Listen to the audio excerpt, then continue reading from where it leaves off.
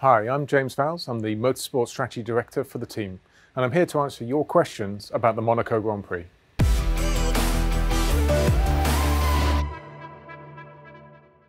Some of you asked why we left Lewis out on those medium tyres, which were clearly performing worse than the hard. The reality in Monaco is you won't overtake. So even though we had the hard tyres ready in the pit lane to fit to the car, if we had to do a pit stop at any point, we would have just been fourth out of the 4 cars in that train.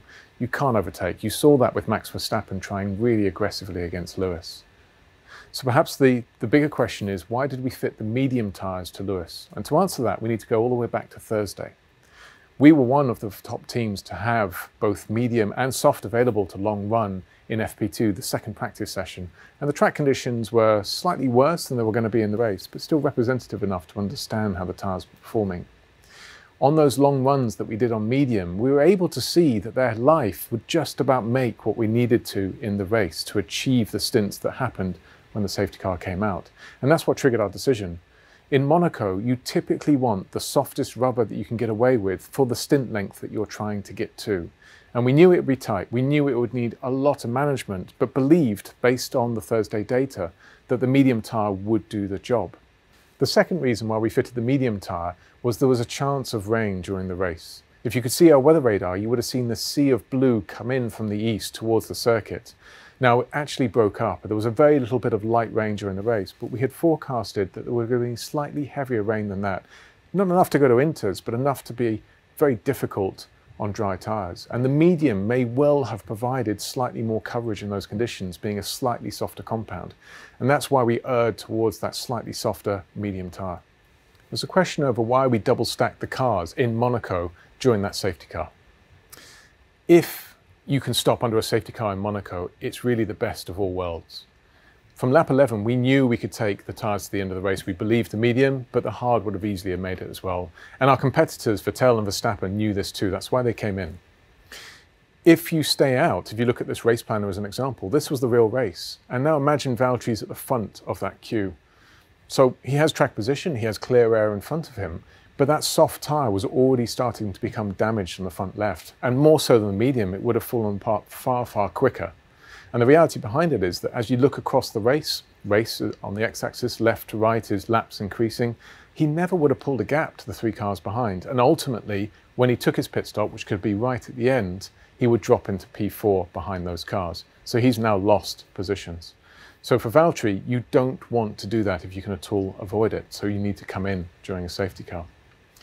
When you come in for a double stack safety car, what's really important is making a gap between your cars so that the first car can be serviced in the pit lane and the second one can slot straight in. And Valtteri did that perfectly on track. Lewis had his pit stop, drove out, and you would have seen Valtteri came straight back in again. And now it's a straight race between Vettel, Verstappen and Valtteri for a pit stop. Unfortunately, as Lewis left, he clipped one of the guns, and it took just a few seconds for them to reset properly. And the cost to us was a couple of tenths. That's it, but that's all you need. We had a couple of tenths loss on Valtteri's pit stop. Red Bull had a very, very good pit stop, one of the best of the year for them. And those extremes meant that as the cars went out and were in the pit lane, Verstappen came alongside, hit the left-hand side of Valtteri's car, pushing the right-hand side into the wall and damaging that front right wheel, which is what you can see in this picture. Now, this image is obviously post-race. Live, we can see tyre pressures, and we had a quick look at them to see what was going on. And after a few corners, when Valtteri was back out on track, it became evident that we had a problem. We were starting to lose pressure, and we had to react then and there to bring Valtteri straight back in. If we waited any longer, Valtteri would have been last. We brought Valtteri back in the pit lane, fitted the hard tyre, which was the best of the tyres not known at the time, and then he rejoined back in P4. We have some questions about why the rear tyres look to be in a good condition, but the fronts less so from Lewis's car on Sunday.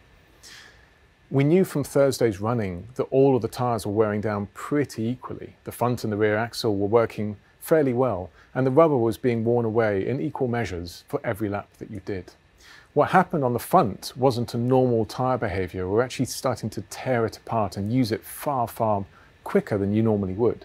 Had that not happened, actually all tyres would have worn down very nicely. It would have still been difficult for Lewis in the closing laps, but everything would have been okay.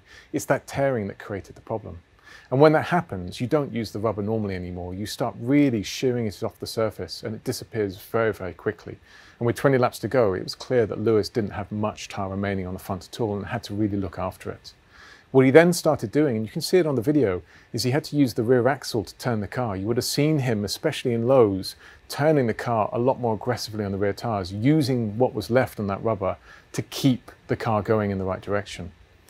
He wore the rear down, but still had enough remaining at the end of the race to have the traction to keep Verstappen behind. The difference between the hard tyre and the medium tyre was the hard was just a little bit more resistant to that tearing on the front left.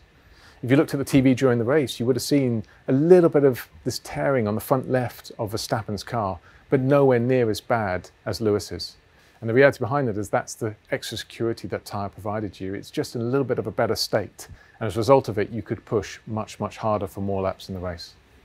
The tyres were really on the limit at the end of the race, that front left especially. And had the race been one more lap, I'm pretty sure we would have been in trouble. And ideally for me, I would have liked the race to be about 20 laps shorter.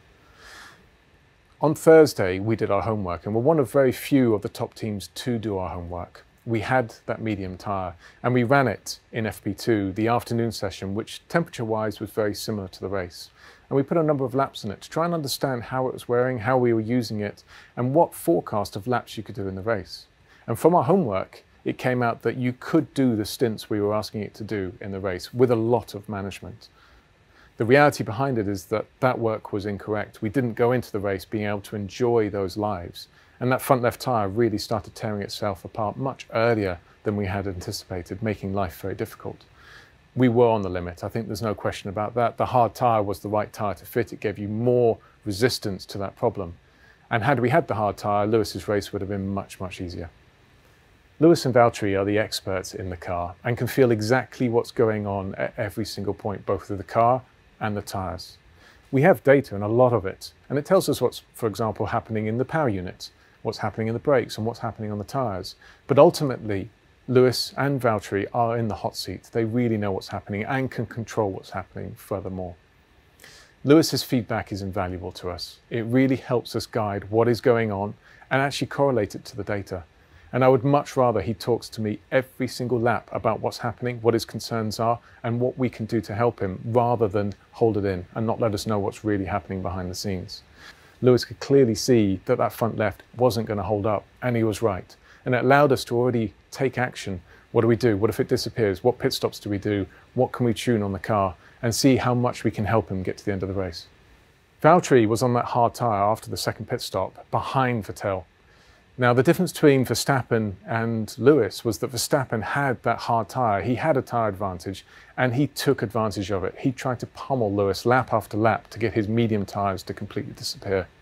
Valtteri wasn't in that same circumstance against Vettel. Vettel had exactly the same tyres.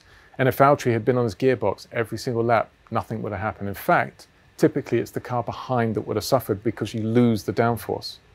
Furthermore, the power unit was just running a little bit hot. Valtteri's the fourth of 4 cars in a queue, and you start losing the clean air by the time you get there. So the best thing Valtteri could do is this. Priority 1, make sure he's within 5 seconds of Verstappen by the end of the race to make sure he can pick up those points. 2, make sure that he gets the car to the end of the race in the best way he possibly can. And that's exactly what Valtteri did. There was very little point in him pressuring Vettel otherwise in the race. Thank you very much again for all of your questions. It's been a pleasure answering them, and we look forward to answering your questions about the Canadian Grand Prix.